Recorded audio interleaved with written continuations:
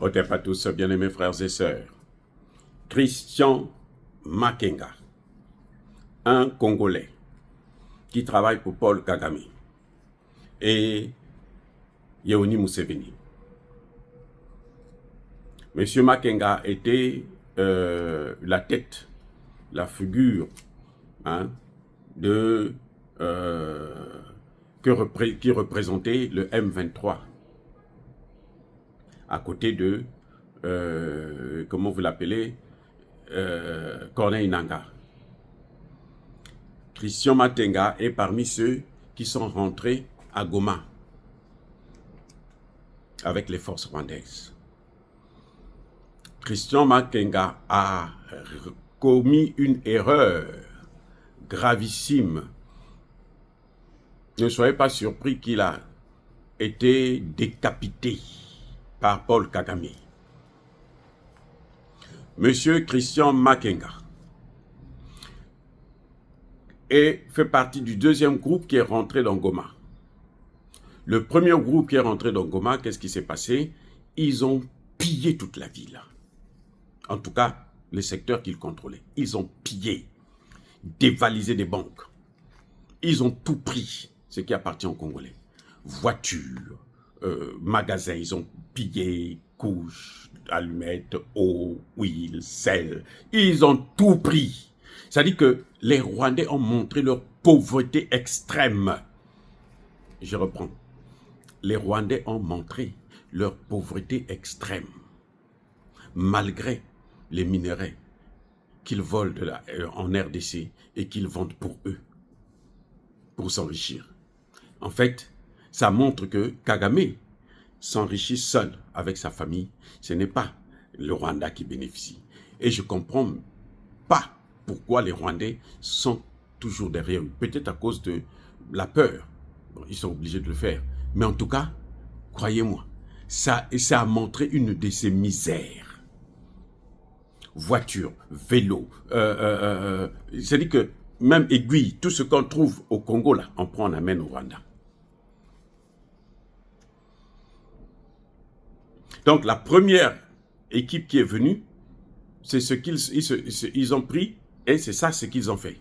Le pillage systématique. La nourriture, les conserves, tout ce qu'ils pouvaient voir, ils amenaient. S'ils pouvaient amener l'air aussi, ils amenaient l'air. Et donc, Christian Makenga, c'est la deuxième vague qui est rentrée. Quand lui, il arrive sur le terrain, il voit que, mais tout a été pillé. Il dit, mais où sont partis tout ce que vous avez collecté ici? On lui dit, non, c'est parti au Rwanda. Il dit, ah bon, mais c'est pas normal. Donc nous avons fait la guerre, pourquoi? Kagame se fâche. Kagame demande à ce qu'on on ramène Christian Makenga mort ou vif. Il veut le voir. Ou il veut le voir, il veut voir son corps pour le neutraliser lui-même. Ça n'a pas été fait par les autres. Paul Kagame a demandé qu'on le cherche. Il n'a pas le droit de s'opposer à ce génocide alimentaire. Parce qu'il y a d'abord le génocide des hommes, mais il y a aussi le génocide des biens. Oui, c'est le génocide des biens. Tout ce qui appartient aux Congolais, ils ont tout pris, ils ont amené au Rwanda. Alors, Christian Makenga a eu l'information, il a fui. Et Paul Kagame, maintenant, va nommer quelqu'un d'autre, c'est Baudouin Garouye, qui est aussi probablement un Congolais. C'est pour ça que vous avez vu que lors du fameux meeting de Corneille Nangaa qui s'est terminé en queue de poisson, Christian Makenga n'était pas là parce qu'il est en fuite. Est-ce qu'il a déjà été arrêté? S'il a déjà été arrêté, donc probablement qu'il a même déjà été neutralisé, envoyé au repos éternel par Kagame lui-même ou par ses hommes. Voilà l'information. Les amis, quand vous faites du mal aux gens qui ne vous ont rien fait, les Congolais ne demandent qu'à vivre en paix chez eux. Les Congolais ne cherchent pas à aller sans... Vous les voyez là, quand vous les voyez là, vous avez entendu que non, nous on va aller aux États-Unis, on va aller en France, on va aller en Europe. Non, Les Congolais qui vous parlent de l'Europe, des États-Unis, en général, c'est ceux qui sont à Kinshasa, ceux qui viennent de Kinshasa. Sinon, dans les villages, là, ce n'est pas leur problème. Mais ils vivent bien. C'est-à-dire qu'avant cette guerre-là, quand il n'y a pas la guerre, malgré la pauvreté, parce que la pauvreté, c'est quoi? La pauvreté, c'est le fait qu'on se dit, bon, on n'a pas de bonnes maisons comme des châteaux, des trucs comme ça. C'est ça qu'on appelle pauvreté.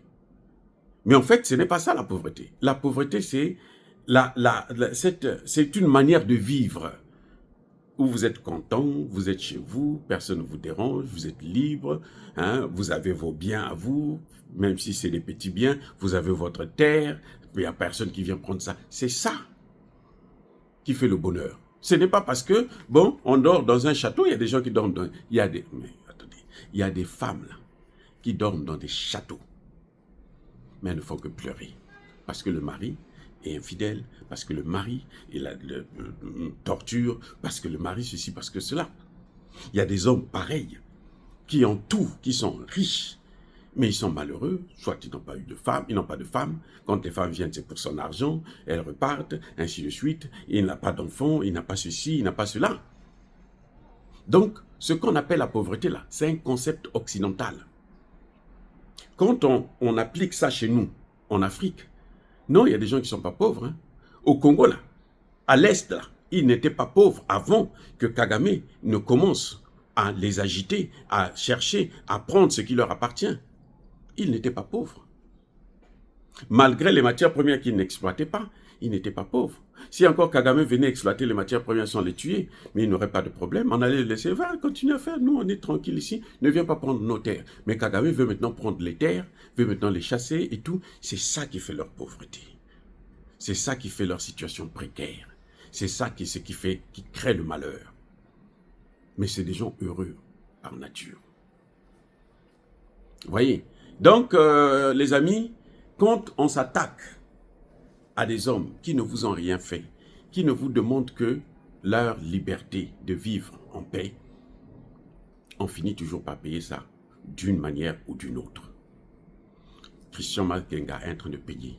Mais il n'a pas encore fini de payer, parce que s'il est encore en vie, qu'il sache qu'il sera poursuivi pour crime contre l'humanité, pour crime de guerre. Vous voyez, ce que le Congo vient de faire pour une première fois, porter plainte au niveau de la Cour pénale internationale, et ce criminel-là de procureur général, s'il ne mène pas ça à bout, s'il ne prend pas des sanctions, s'il ne décrète pas, ne lance pas des mandats d'arrêt, qu'il sache que lui-même il payera ça d'une manière ou d'une autre. J'ai confiance. Moi, j'ai confiance. Ça va de soi, les amis. Ça va de soi. Ce n'est pas possible qu'on puisse martyriser les hommes que Dieu a créés à vie et qu'on ne paye pas. Ce n'est pas possible. Ce n'est pas possible. Vous allez me dire que ceux qui ont tué Lumumba, ceux qui ont assassiné, regardez Blaise Compaoré, il a vécu tranquille pendant plusieurs années. Mais comment il est en train de terminer? Même les Français refusent de le recevoir dans leur pays pour se faire soigner quand il est malade. Et Christian Makenga, qui est déjà poursuivi de l'autre côté. Et Corneille Nangaa, qui a sur sa tête maintenant un mandat d'arrêt international. Et il y aura encore un mandat de la CPI. Ça, c'est le mandat d'arrêt du Congo. Il y aura aussi un mandat d'arrêt de la CPI. Comment il va faire? Où est-ce qu'il va partir? Quel pays qui va oser affronter la Cour pénale internationale pour un minable comme ça? On le fait pour des gens comme les Bush, comme les Obama. Ce qu'ils ont fait, eux, il y a l'impunité. Pour Sarkozy, pour Macron. Mais pas pour des imbéciles comme ça. Personne ne s'occupe d'eux. Même Kagame n'aura pas cette chance, les amis. Lorsque le mandat d'arrêt va sortir, même Kagame n'aura pas cette chance.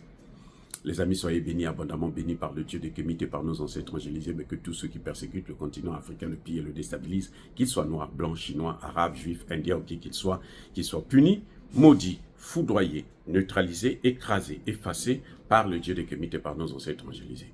Vive l'Afrique éternelle, j'ai dit et j'assume.